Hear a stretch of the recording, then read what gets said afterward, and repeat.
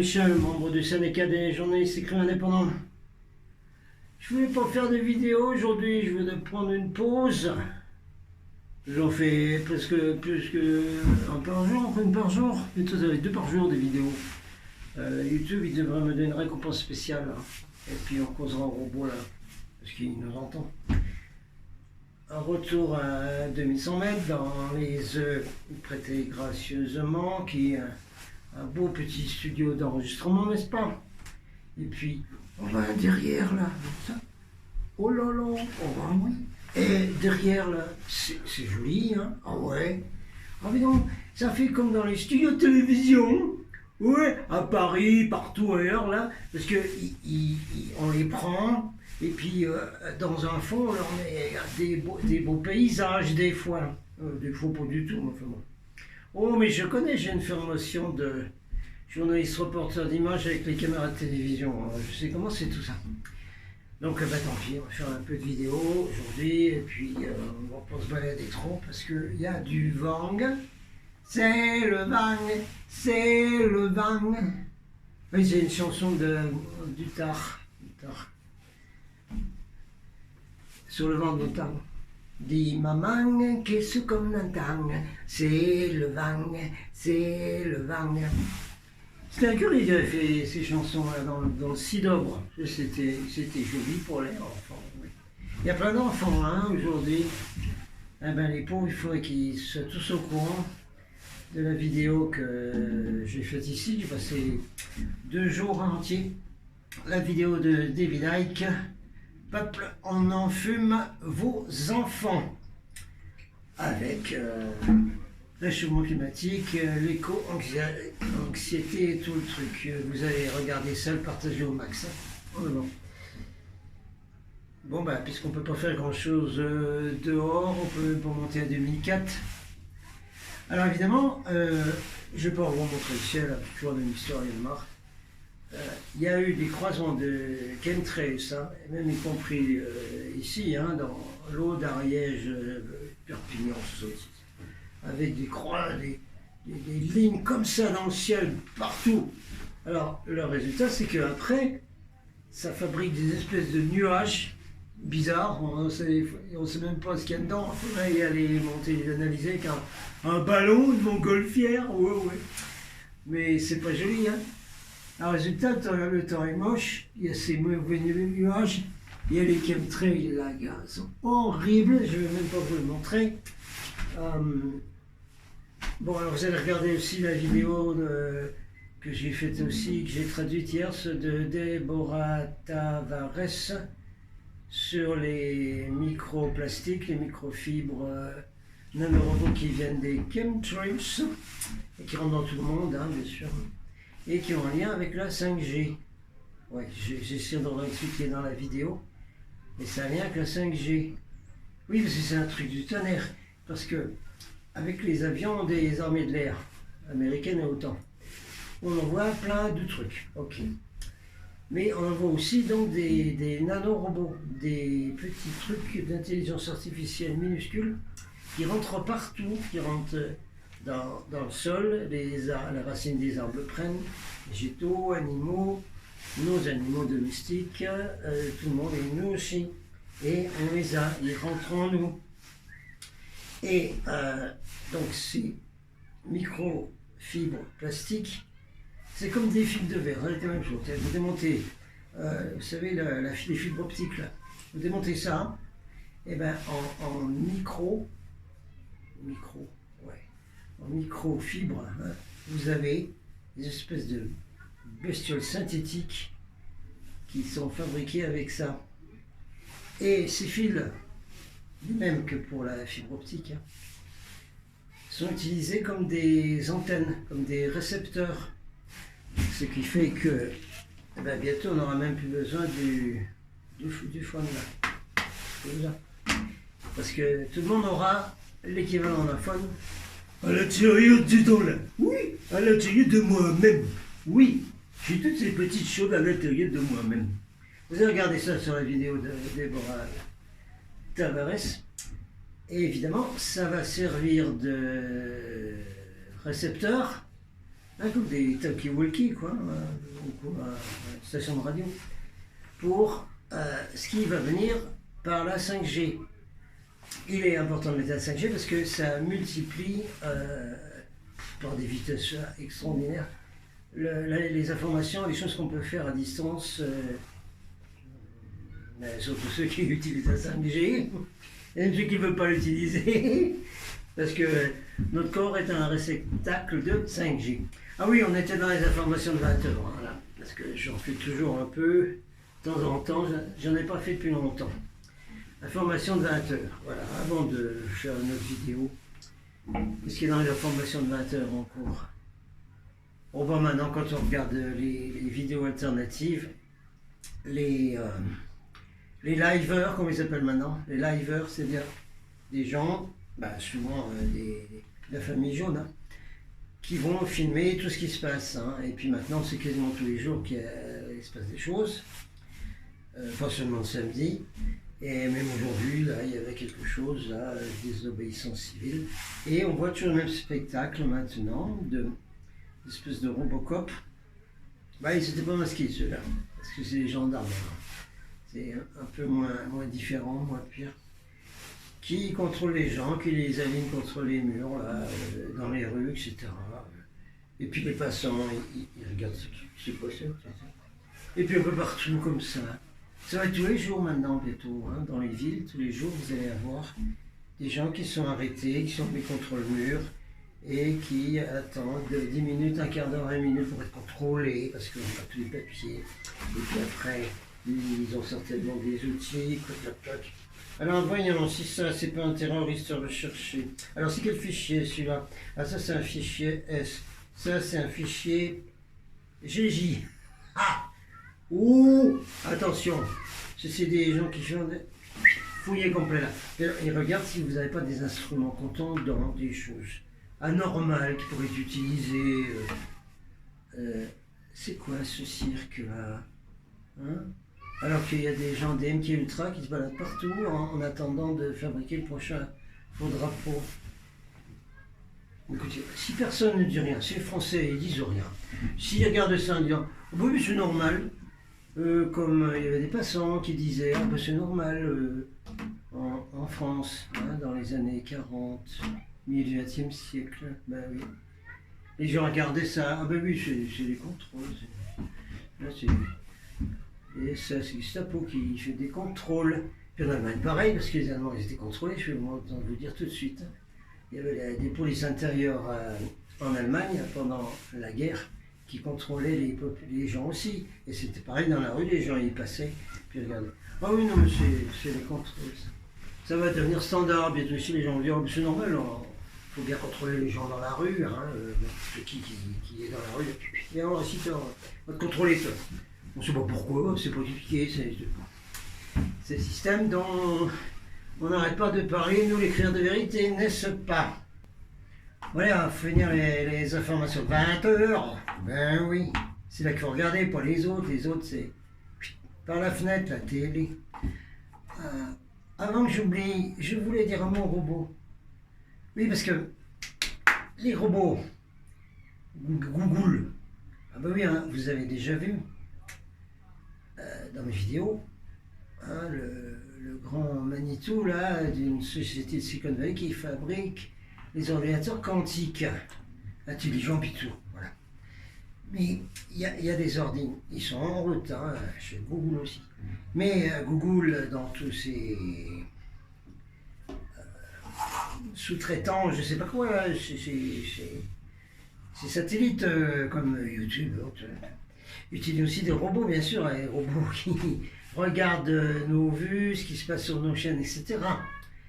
Hein? Et puis vous savez bien que les robots, aujourd'hui, ces robots-là, à logarithme et compagnie, ils captent les mots qu'on met dans les vidéos, qu'on met dans les titres. Mais ils captent aussi ce qu'on dit. Ouais.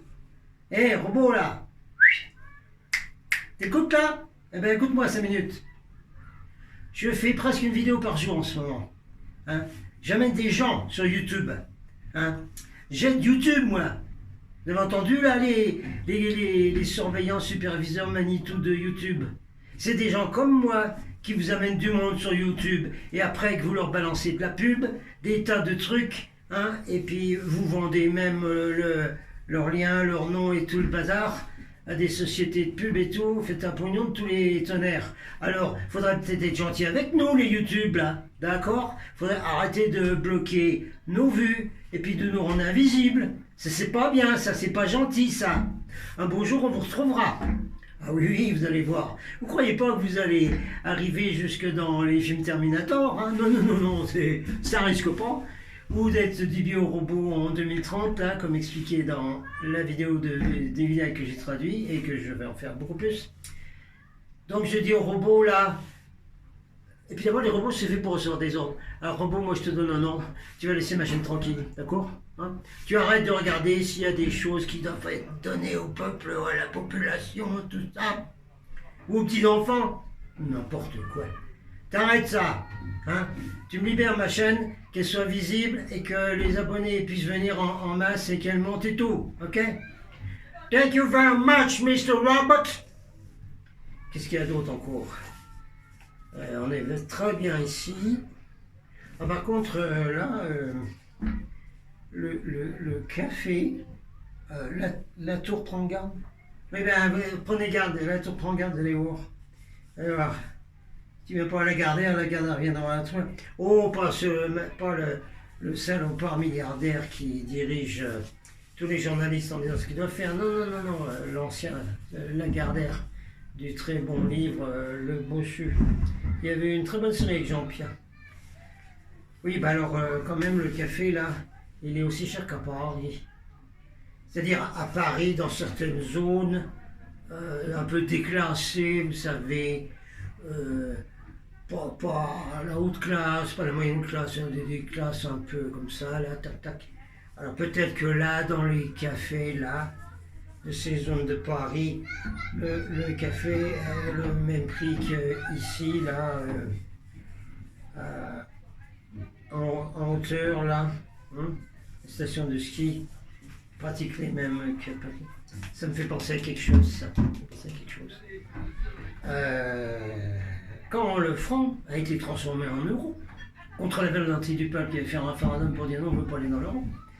Donc quand on a imposé la banque centrale privée comme la Fed américaine, qui est la banque des milliardaires et qui contrôle tout, quand vous autres, moi j'étais en Amérique, vous êtes passés du franc à l'euro. Certains s'en rappellent, peut-être Saint-Valentin, il s'était même pas né, c'est pas grave. Alors, en revenant des États-Unis, une fois j'étais dans un bar là, local. Il faut faire attention aux embuscades parce que tous les locaux ici, ils s'enfilent des pastis à fond les manœuvres, puis quand ils vous connaissent, tiens, c'est très dangereux. Alors j'ai discuté avec le barman. Je lui ai dit, mais comment ça s'est passé quand c'est passé du franc à l'euro? Il s'est bien rigolé. Il a dit, oh là là, quel bazar! Oh le bazar que c'était! Ah, c'était du tonnerre! Il a dit, ben au début, les gens étaient complètement paumés, puis ils venaient au bar, et puis maintenant c'était écrit en euros. Mais ils ne savaient pas ce que ça voulait dire, quoi, ce que ça faisait en dessous. Et ils ne comprenaient que dalle. Alors, je leur disais, ah, amène tes pièces, là, voilà, c'est ça, et puis ton billet, voilà, c'est ça. Puis le barman il dit, mais j'ai regardé après moi dans les commerces autour, même les petits commerçants, ah ah, oh oh, oh. Oui, oui, oui, les petites épiceries, oui. Tiens, une épicerie, rentre à l'intérieur dedans pour voir ce qu'il y a à l'intérieur dedans. Oui, ben à l'intérieur des épiceries, m'a dit ce barman, eh ben les gens ils étaient aussi paumés que moi, finalement, puis c'était trop compliqué. Alors, calcul, on note. Pouf, personne s'est embêté, il a dit. Les gens, ils ont pris les petites ardoisettes là, hein, puis dans le bar, et puis côté des légumes et tout, pareil, partout. Et puis il y avait marqué un chiffre avec F. Et ben eux, ils ont effacé le F, puis ils ont mis le euro, le E. Regardons le même chiffre. Oui. Alors quand j'ai vu ça, dit le barman. Non. Pourquoi moi je ferai autrement? Pourquoi je ne fais pas pareil? Tout le monde fait ça, mais moi aussi. Je fais pareil. Sur ces ardoises, il a essayé le même chiffre, et puis il a remplacé le F par euro. Voilà. Seulement, 1 euro, ça vaut presque 7 francs d'avant. Hein? Oui? On va pas calculer, hein, 6,25, 6,30, 6,52. On va pas calculer, on va dire 7. Voilà. Mais ça veut dire que votre kilo de patates de 3 francs, il est passé à 3 euros. Oui, mais 3 fois 7, 21. Ça, il est passé à 21 francs. Le prix a été augmenté par 7. Et il y en a qui s'étonnent d'être dans la merde aujourd'hui puis d'avoir le frigo vide. Avec l'histoire de la transformation des francs en euros. Il ne faut pas s'étonner. Hein. Et vous n'avez pas vu ça tout de suite? Que ça n'allait plus? Bon, écoutez. C'était une anecdote qu'il fallait dire quand même. Ah oui, c'est pareil pour le café quand même. Parce que si vous regardez bien, c'est pareil dans les manifs, vous avez un petit café s'il vous plaît, 4 euros, monsieur, c'est tout petit, attention. Et encore, hein, pas avenue de l'Opéra. Moi j'ai travaillé rue de la Paix, au fait, tiens. Oui, pas dans ce coin-là. Hein. Oh non, non. Mais admettons, café 4 euros. Et calculez, 4 fois 7, 28. Vous vous rappelez dans le temps si un café ça coûtait 28 francs? Quand vous rentriez dans le café à Paris, là, vous mangez un café puis un jambon beurre. Le café, il faisait pas 28 francs, hein. Jamais de la vie. Hein. Ni même le jambon beurre, il faisait pas 28 francs. Hein. Même en supposant que c'est normal que la vie ait doublé en 20 ans, depuis qu'on est passé à l'euro. Ou triplé. Mais pas multiplié par 7, hein, ça repasse. Ça. Bon. Eh bien, ça fait partie de l'information de l'époque où le franc est passé à l'euro. Ah ben je suis pas à jour, non mais c'est un jour quand même. Oh, oui. Bon allez, on va faire une petite vidéo habituelle, là, je vais trouver des êtres d'ailleurs qui vont vous causer un peu et vous secouer les baskets. Bougez pas. Quand je vois tous ces enfants, c'est une catastrophe. Ils savent même pas qu'ils sont complètement fumés contrôlés par ça. Ils savent pas que l'école c'est un camp de rééducation, ouais, comme au Vietnam, vous savez, après. Puis partout, comme en Chine, là, il y a les Yougours, là. C'est un camp de rééducation, l'école. Hein. Vous entendez d'ailleurs David Icke vous expliquer ce que c'est comme camp de rééducation et de programmation de tous ces petits-là. Et puis alors après, bon bref, il faut que ça s'arrête, hein, il faut faire quelque chose. Il faut changer tout le système et il faut dire, ça y est, nous on change le système de toute la planète. On ne veut plus rien, on ne veut plus de tout ça. On veut vivre comme vous autres là, sur les autres planètes. Et s'il y a suffisamment de gens qui disent ça, ok, allez, on va se mettre d'accord. Ceux qui ne veulent pas être comme ça, ben, ils auront continué leur cacamola dans une dimension parallèle, intra, tout ce que vous voulez. Foutez le camp avec vos maîtres là, qui vous ont mis en esclave. Allez, dégagez la piste. Nous, on va vivre sur une belle planète. Voilà, c'est tout. Bon, moi, on va finir les informations, je crois que c'était tout. Il n'y a pas grand-chose. Moi, j'ai pas de nouvelles de Hong Kong. Je vois plus Chili Lucas faire des vies à Hong Kong. Qu'est-ce qui se passe là? Hé, Captain, là. Quoi? Qu'est-ce qu'il y a?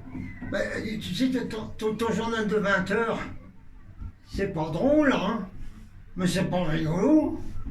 Non, mais nous, on aimerait bien avoir des informations avec des choses, des bonnes choses jolies, positives, tout ça, qu'on recevrait avec grand bonheur, hein? Ben oui. Je sais pas moi, il faut faire des trucs bisounours, faut pas comme dans le New Age quoi. Ah les choses merveilleuses, on nous dit des choses merveilleuses, donc tout est merveilleux, c'est vachement bien. Puis après, ben, quand on reçoit ça et uniquement ça, rien d'autre, on est dans une espèce de fumaga là, hein, comme la fumée de la bœuf un peu. Mais celle du Pays de Sceaux est très dangereuse, hein, moi, je vous le dis tout de suite, hein, parce que en discutant à côté d'eux, moi j'ai été très très malade. Rien que de respirer avec mes pauvres poumons, leur émanation de volute là, ouais, bon. Ou bien autre chose, hein. Ou encore pire, la ayahuasca, je sais pas quoi. Oui, alors c'est comme ça, dans le nuage, c'est comme si vous étiez dans cette espèce de fumaga ou d'état causé par ces choses-là, c'est la même chose. Hein, vous ne savez pas ce qui se passe. Oh non, mais c'est bien le bisounours, on aime bien. Moi, on aimait bien, moi. Bonne nuit les petits à la télévision. À la télévision. Oui, parce que moi quand j'étais encore adulte, oui, mais on devient enfant après. Mais quand j'étais encore adulte, j'aimais bien regarder Bonne nuit les petits, moi.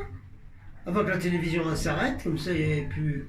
Après, on pouvait dormir tranquillement, il n'y avait plus d'ondes, rien. Ah ben oui, avec Gros Nounours, Nicolas, Pimprenel et le marchand de sable.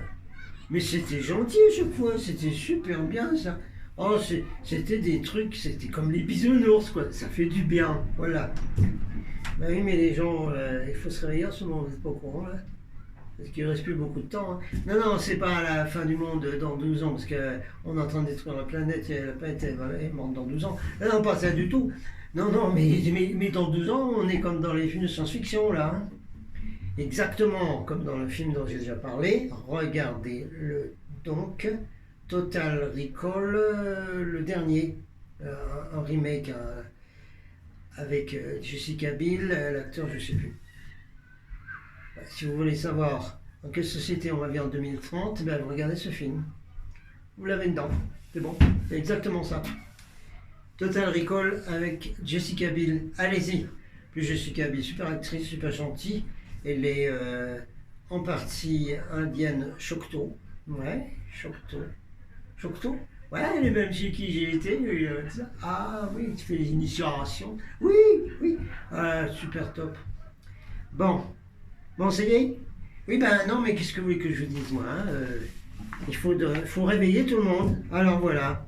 Là, je retrouve par exemple quelque chose. Ah, ben qui pourrait être donné à tout le monde. Donc, je vais changer le titre de cette vidéo. Bon, ouais.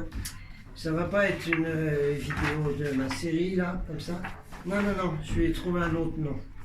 Parce que comme ça, on pourra le mettre à tous les jaunes, là. Ceux qui sont bouddhistes et qui sont habillés en jaune avec des robes, là. Oui, oui, ceux-là, oui, c'est pareil, c'est la même énergie, c'est la même fréquence. C'est une fréquence très haute de tout ça. Condition qu'ils ne se fassent pas enfumer, hein, infiltrés par des politico-syndicalos et tout ce que vous voulez. Hein. Comme disait mon oncle inspecteur de police. Les maoïstes, trotskistes, léninistes, trapézistes, qu'ils appelaient. Ouais, ceux-là. Non, ceux-là, ouais. Poubelle, hey, ton système est foutu de finir. On veut plus de te dégage là. Dégage, dégage. Nous, on a un robe jaune, nous, comme les bons là. Hein, voilà. Non, on n'est pas des Krishna, c'est pas pareil.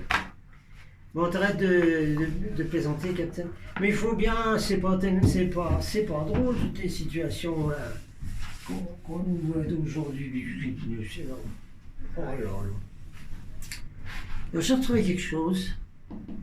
Je voulais donner un texte d'une dame qui était mise dans le temps. Ah, ben elle est là. De Claudine Brelet, anthropologue, lauréate de l'Académie française. Oh, oh. Oui, sur l'androgyne. Ah oui, oui, oui, c'est la vraie, ça, c'est des vraies informations. Ça, c'est de la vraie spiritualité. Ça, c'est du vrai humanisme, où on parle des harmonisations masculin-féminin. Pas la théorie des genres que l'élite a inventée pour nous enfumer, nous transformer en n'importe quoi. Comme dans les films de science-fiction en 1984, le meilleur des mondes et la cité de cristal, je sais pas comment ça s'appelle, la cité des dômes, l'âge de cristal. Alors, Claudine, je reparlerai d'elle, avait quelqu'un de chez nous, de la flotte, avait traduit un article qui était paru dans la revue américaine Electricity. Oh, Electricity! Bon. Par quelqu'un, un crieur de vérité, ben oui, déjà à l'époque, qui s'appelait Ira Einhorn. Ira Einhorn. Nous ne sommes pas seuls, titre de l'article, publié dans la revue américaine Electricity. C'est bien ordonné ça, et comme ça on peut donner à tout le monde. Tout le monde dira, ah ben oui évidemment, là c'est sûr, il y a quelque chose qui va pour là. Par Ira Einhorn. Ayant participé à la rédaction d'un livre sur les ovnis, qui a eu 30 réimpressions, ayant vécu de façon très proche pendant des dizaines d'années avec des groupes de gens contactés par les UFO. Bon, tout le monde sait ce que c'est maintenant. Et connaissant personnellement la plupart des grands chercheurs en ufologie, possédant une connaissance de travail sur ce sujet, je ne peux que me référer à l'immense plaisir que m'a procuré le livre The Roswell Incident de Charles Berlitz et William Elmore, publié à New York en 80. Ça se retrouve, hein, ça, The Roswell Incident de Charles Berlitz et William Elmore. Tiens, Charles Berlitz, il était à la première convention Dialogue avec l'univers où j'étais conférencier moi-même. Charles Berlitz. Oui, celui qui a fait les écoles Berlitz, mais qui a aussi publié des livres sur des sujets chauds. Voilà. Continuons avec ce que dit Ira Einhorn. Ce livre est un exemple de technique historique appliquée au problème OVNI, à la recherche de rumeurs persistantes au sujet d'un disque accidenté dont une partie fut récupérée par les militaires ainsi que de corps. La mise au secret de cet épisode doit être reconnue comme le fait le plus significatif de ce siècle très étrange, XXe siècle. Oui, alors, d'après un ami ancien CIA, qui était capitaine de l'US Air Force et dans les services d'intelligence sur la base de Roswell, il n'y a pas qu'un seul qui a craché, il y en a eu plusieurs. Hein. Alors, et puis ils ont trouvé des corps, mais ils ont trouvé des vivants aussi. Hein. Et puis tous les ordinateurs qui ensuite ont été amenés à l'université de Albuquerque, New Mexico, où M. Bill Gates a reçu le cadeau des militaires. Ben voilà, invente quelque chose. Puis il nous a inventé Windows et puis des tas de choses, Microsoft, tout ça. Voilà. Bien là. Bon, revenons à ce que dit Ira. En interviewant tous ceux qui vivent encore et qui furent connectés avec ces incidents, ben, il n'y en a plus beaucoup qui sont vivants. Parce que beaucoup ont été... En utilisant des vieux journaux magazines, en reliant ces faits d'information sur une arme nouvelle extrêmement puissante qui est l'acte de liberté de l'information, oui. Berlitz et Moore ont décrit un événement qui a eu lieu au Nouveau-Mexique en juillet 1947. Ils l'ont fait avec une certitude telle que personne ne lisant ce livre, avec un esprit ouvert, ne pourra désormais douter de deux faits. Voilà, ceux qui sont habillés en robe jaune, là, comme les bons, vous écoutez ça. 1. Les ovnis existent. Ben voilà. Voilà, ils existent, c'est tout. Et puis, ça vient d'ailleurs. Voilà.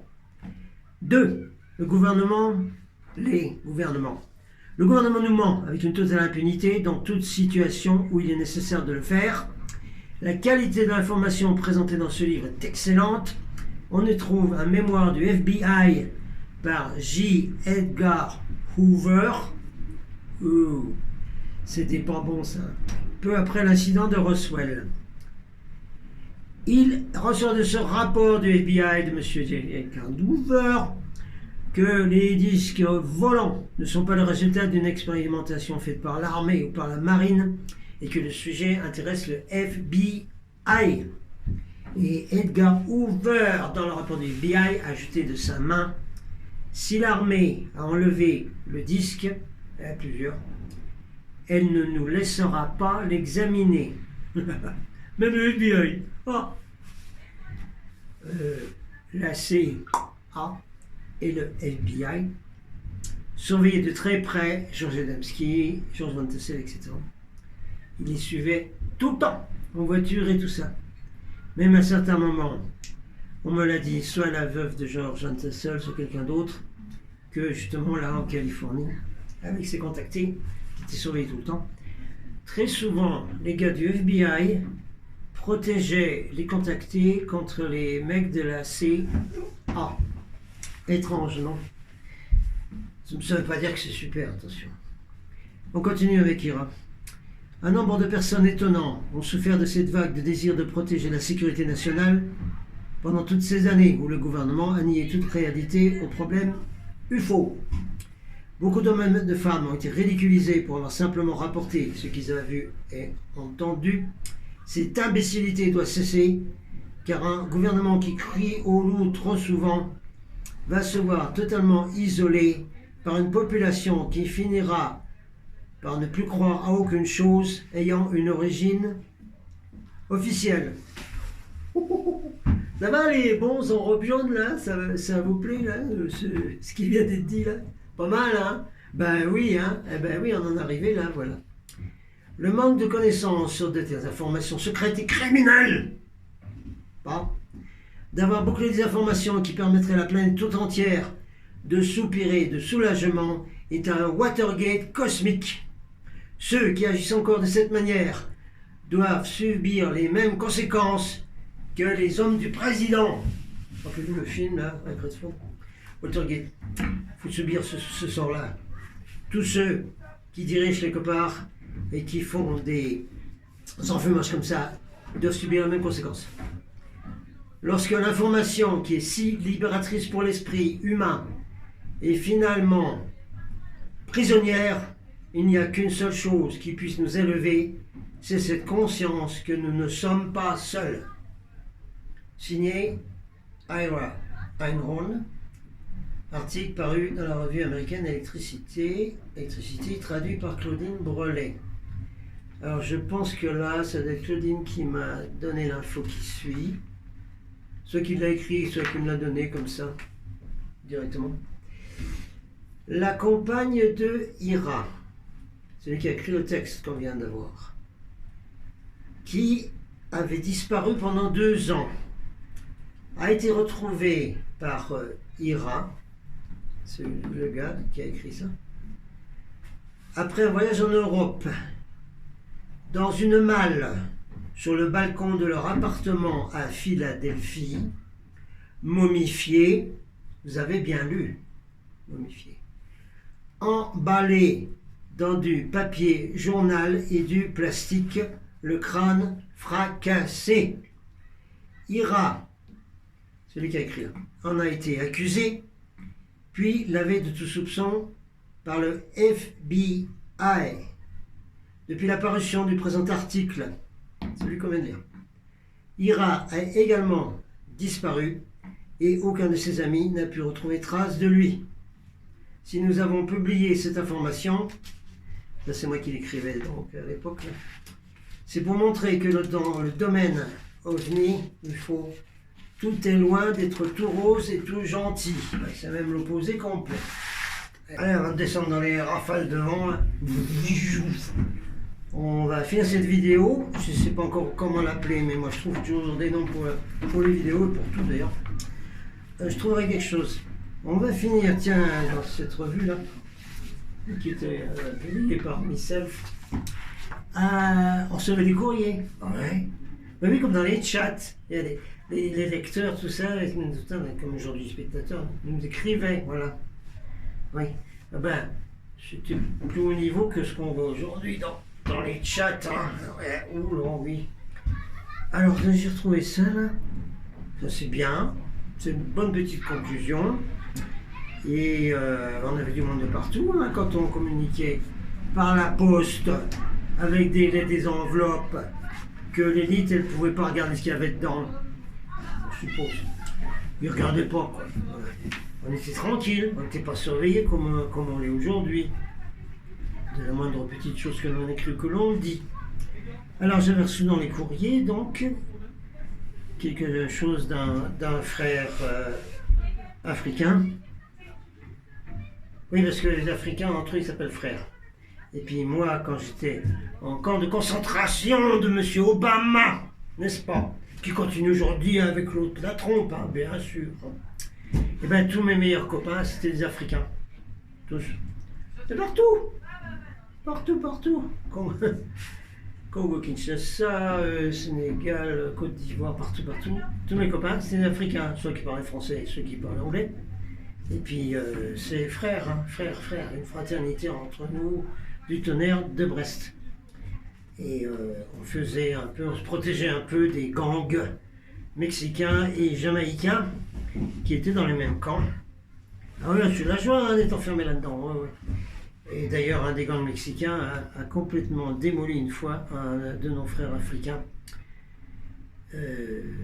qui n'a même pas été envoyé à l'hôpital. Tout au contraire, il a été accusé d'avoir démarré un conflit avec le gang mexicain, lui tout seul. Et puis il a fini au donjon, au trou, quoi, hein, dans un espèce de bunker pendant... si vous avez fait la moindre petite bêtise dans une prison, dans un camp, vous vous retrouvez là-dedans. Hein, le frigo que Steve McQueen a appelé dans la Great Escape. Bon, vous savez bien le film. Alors voyons ce que dit notre frère là. Mboloka Shule Makubani du Zaïre écrit: ne pas admettre l'existence des extraterrestres revient à ne pas admettre la thèse philosophique raisonnable de la pluralité des mondes habités. C'est s'accrocher inutilement sur une ancienne croyance du Moyen-Âge qui voulait que la Terre soit le centre de l'univers et qu'en dehors d'elle c'est le vide absolu. À partir du moment où l'on reconnaît que notre Terre, notre planète, est un monde parmi d'autres 1000 milliards qui évoluent dans l'espace, ipso facto, on doit admettre que ces mondes, dont certains sont plus immenses que la Terre, doivent être peuplés d'êtres vivants et qu'ailleurs se trouvent des mondes habités par des êtres ayant un développement physique, psychique et spirituel inconnu sur notre planète et où la science est 1000 fois plus avancée que le stade où est arrivée notre science sur la Terre. Voilà, on termine avec ce beau petit paragraphe d'un frère du Zaïre. Voilà. On lâche rien, que ce soit pour la liberté, pour la vérité. On est tous pareils, les forces du 1. Oh, Captain Arm. Go to the skies, but she was overcast. But I